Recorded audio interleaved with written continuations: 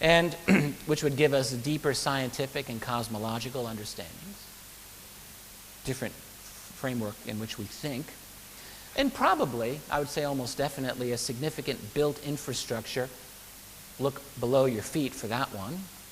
That might very well be off the grid in key ways. As a historian, one of my favorite writers is, he's kind of forgotten these days, but he's the meta-historian, Arnold J. Toynbee. I like Toynbee. Some historians love to kind of knock him down a peg. As a meta-historian, that means you study the history of civilizations, and as a generalist like that, specialists in various fields can kind of pick holes in the things that you say. But Toynbee was one of these guys who's an absolute genius who was able to see the big picture and in an awful lot of detail in the little pictures as well. And reading Toynbee years ago really got me thinking about what a civilization was. He claimed he identified a variety of certain separate, distinct human civilizations that have appeared over, well, our history. And so I thought, well, what is a civilization really? It's kind of hard to define, I would say, but there's certain things that you'd look to. You'd look to the level of technology that these people have. You'd look to their, as I mentioned earlier, cosmology, their idea, that is, of where we fit in the world, in the universe. What's it all about?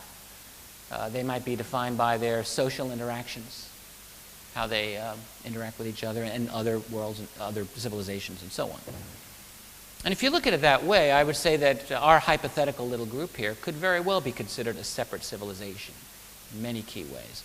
One that has broken away from the mainstream one, hence a breakaway civilization. And that's the basic concept that I've been working with that I think has happened.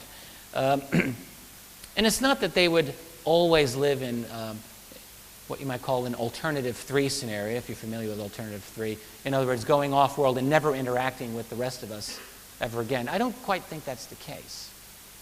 What I think is that they have a great deal of latitude, a great deal of independence, that the civilization itself is largely independent, but I'm not quite sure that the members of that are totally independent from us. I think they have family, they've got mothers and fathers, and they would have to come back.